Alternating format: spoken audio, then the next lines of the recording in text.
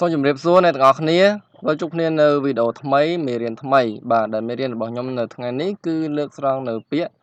បាទជា clear ប្រយោគខ្លីៗដែលសម្ដែងអំពីក្តីស្រឡាញ់បាទពាក្យផ្អែមល្ហែមពាក្យក្តីស្រឡាញ់ដែលអ្នកទាំងអស់គ្នាឃើញនៅរូបភាពខាងលើនេះ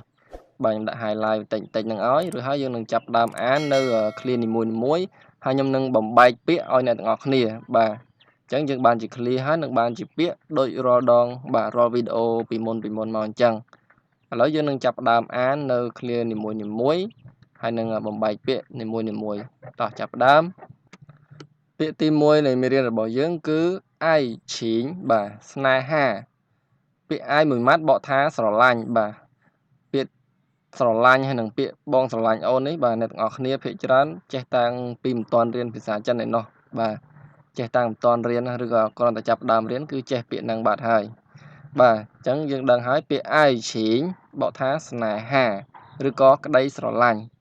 ហើយពាក្យ爱មួយម៉ាត់គឺស្រឡាញ់បាទហើយពាក្យ我爱你គឺបងស្រឡាញ់អូនឬក៏អូនស្រឡាញ់បងឬក៏ខ្ញុំស្រឡាញ់អ្នកបាទអញ្ចឹងភាសាចិនគឺនៅតែប្រើអហើយនឹងនីដដែលណាយើងនិយាយបងស្រឡាញ់អូនក៏ប្រើអហើយនីបាទអូនស្រឡាញ់បងក៏អហើយនីដែរណាអញ្ចឹងអគឺខ្ញុំនីគឺអ្នកឬក៏យើងអាចបកថាខ្ញុំនឹងយើងបកថាបងក៏បានបកថាអូនក៏បានដែរដូចគ្នាបាទតើឥឡូវយើងមើល clear បន្ទាប់我很喜欢你我很喜欢你បងចូលចិត្តអូនណាស់បាទឬក៏អូនចូលចិត្តបងណាស់ក៏បានដែរគឺវាដូចតែគ្នាទេដូចខ្ញុំនិយាយពីដើមអញ្ចឹងប្រមាណពាក្យទាំងអស់នេះគឺខ្ញុំសម្ដែងជាតួប្រុសទៅចុះបាទ我很喜欢你បាទបងចូលចិត្តអូនណាស់យើងបកថាខ្ញុំបងឬក៏អូននឹងហិនបកថាណា喜欢បកថាចូលចិត្តបាទហើយពាក្យខាងក្រោម我想你បងនឹកអូនបាទបងឬក៏អូនក៏បាននឹងเสียงបកថានឹកឬក៏យើងអាចប្រើនៅកលៈទេសៈខ្លះយើងបកថាគិតឬក៏ចង់បាទហ្នឹងគឺតាមលក្ខណៈវេយ្យាករណ៍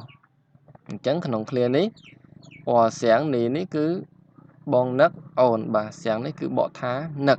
បាទអញ្ចឹងហើយអ្នកដែលថ្មីបាទអត់ទាន់ជួយចុច Subscribe ជួយចុចម្នាក់មួយផងឬដាក់សញ្ញាកណ្ដឹងទៅនឹងទទួលបានវីដេអូបង្រៀនភាសាចិនរបស់ខ្ញុំបាទជារៀងរាល់ថ្ងៃហើយជួយចុច like និង share បានច្រើនទាំងអស់គ្នាផងដែរបាទឥឡូវយើងទៅមើលពាក្យ clear បន្ទាប់ទៀតដែលពាក់ព័ន្ធជាមួយនឹងពាក្យក្តីស្រឡាញ់នេះពាក្យនេះគឺ爱你永远不变爱你永远不变ស្រឡាញ់អូនរៀងរហូតមិនប្រែ爱你永远不变ស្រឡាញ់អូនរៀងរហូតមិនប្រែបាទយើងដឹងហើយបកថាស្រឡាញ់នីបកថាអ្នកយងយៀនហ្នឹងគឺបកថារៀងរហូតបាទខ្ញុំបំបែកពាក្យនីមួយយល់ល្អយើងគួរតែកត់ចេញមកណាបាទពាក្យហ្នឹងយើងអាចប្រើបានពាក្យពេលវេលាឱកាសផ្សេងដែលយើងត្រូវប្រើជាច្រើនទៀតណា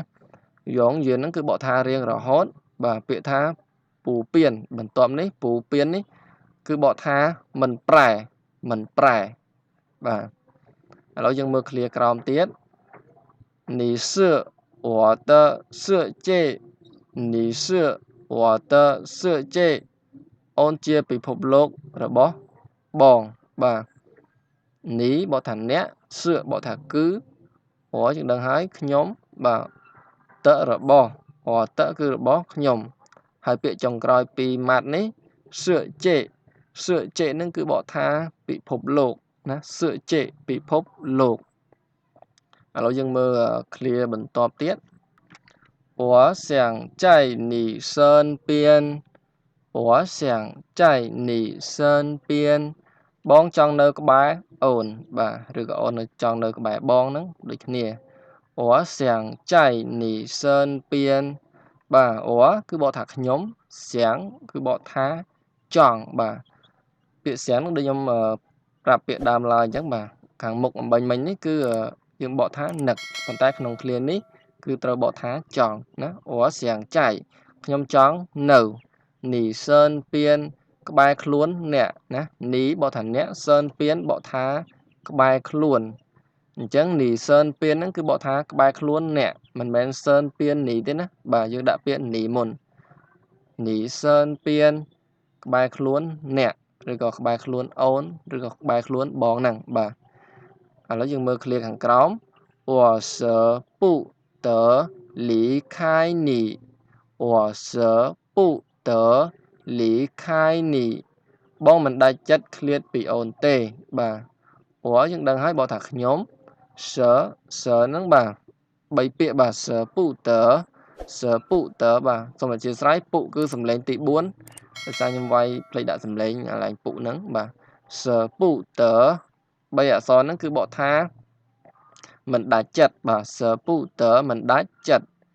ហើយពាក្យលីខាយហ្នឹងគឺបកថាឃ្លាតបាទឃ្លាតគ្នាបាទឃ្លាតហ្នឹងបាទនីអ្នកបាទលីខាយនីឃ្លាតពីអ្នកឬក៏ឃ្លាតពីអូនឬក៏ឃ្លាតពីបងអញ្ចឹងមកបាទ爱你我付出那么多爱你我付出那么多ស្រឡាញ់អូនបងលះបង់ច្រើនណាស់បាទ爱你ស្រឡាញ់អូនឬក៏ស្រឡាញ់អ្នកព្រោះខ្ញុំបាទ付出បកថាលះបង់付出លះបង់ណាមកតហ្នឹងគឺមានន័យថាច្រើនណាស់បាទដូចពាក្យហិនតដែរណាយើងដាក់ហិនតក៏បានណាមកតក៏បានដែរប៉ុន្តែឃ្លានេះគឺគេប្រើនិយមភាគច្រើនគឺប្រើតែណាមកតតែម្ដងបាទ爱你我付出那么多ស្រឡាញ់អូនបងលះបង់ច្រើនណាស់ឥឡូវយើងមើលឃ្លាក្រោមទៀត爱你不后悔爱你不后悔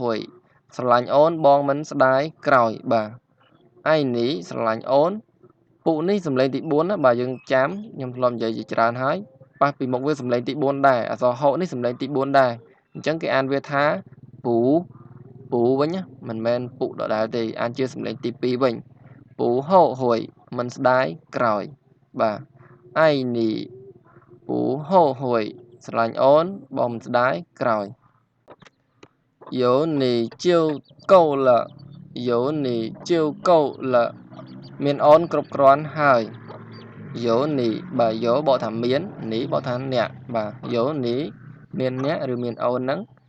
ជាវបាទជាវហ្នឹងគឺហ្នឹងបាទគឺកោបកថាគ្រប់លបកថាហើយមានអូនគឺគ្រប់គ្រាន់ហើយហ្នឹងបាទតែខ្ញុំក្នុងខ្មែរនេះខ្ញុំអត់ដាក់គឺផ្លេចដាក់បាទតែវាអត់មានខុសន័យទេគឺដដែលទេបាទយោនីជាវកោលមានអូនគ្រប់គ្រាន់ហើយបាទមានអូនគឺគ្រប់គ្រាន់ហើយហ្នឹងហើយយើងមើលឃ្លាក្រោម到底爱不爱我到底爱不爱我ទីបំផុតស្រឡាញ់ខ្ញុំឬមិនស្រឡាញ់បាទគឺចង់សួរលក្ខណៈសួរចុងក្រោយបំផុតអញ្ចឹងណាដូចថាចង់សួរឥឡូវសួរបញ្ជាក់ថាស្រឡាញ់ឬមិនស្រឡាញ់ខ្ញុំណាព្រោះវាតៅទីហ្នឹងបកថាទីបំផុតឥឡូវទីបំផុតបងស្រឡាញ់អូនអត់អញ្ចឹងគេចង់មានន័យអញ្ចឹងបាទតៅទីអាយពូអាយអូទីបំផុតស្រឡាញ់ខ្ញុំឬមិនស្រឡាញ់បាទអាយពូអាយហ្នឹងបាទស្រឡាញ់ឬមិនស្រឡាញ់ព្រោះខ្ញុំបាទ